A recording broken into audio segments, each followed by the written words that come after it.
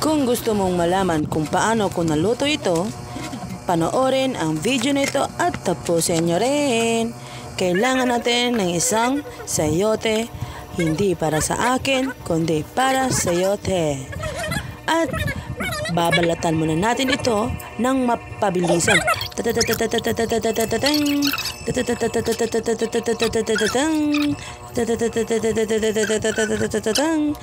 Kung nag-aalala kayo na hiwa bang kamay ko sa bilisang ito, hindi po.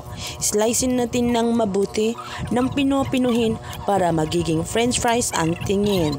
At pagkatapos nating i-slice na ito, ang dami kong kamay dyan. Kung nagtatanong kayo, kaibigan ko yan.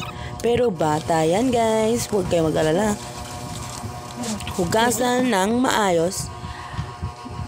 Pangalawang beses ko yung hinugasan yung guys. At patuyuin ng patuyuin ng patuyuin ng patuyuin. Huwag yung jowa nating tuyuin.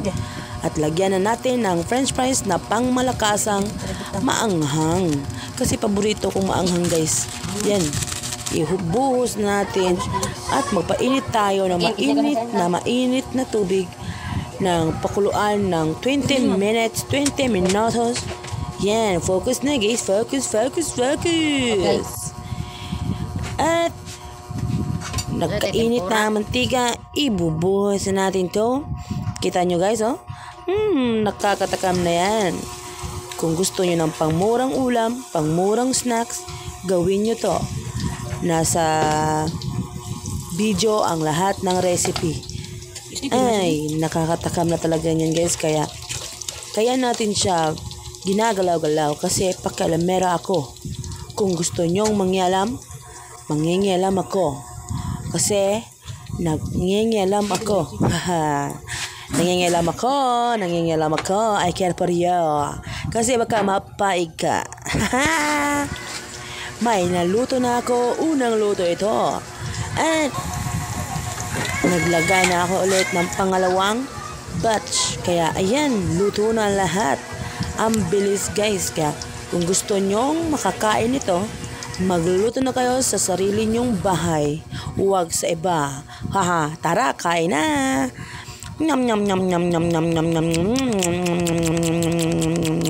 Ang sarap. Ang sarap niyan guys. Hindi ako nakapagsalita niyan. Kaya kita nyo naman. Laman na laman ang aking buget. Follow na ako guys. Follow nyo yung mga ingredients na ang aking ginagawa. At pa-subscribe na rin sa account ko. Maraming salamat sa panonood. Hanggang sa muli nating pagkikita. Pindutin nyo ang aking account para makita nyo na marami ang aking videos. Have a nice day. Good luck. And ingat. Bye-bye.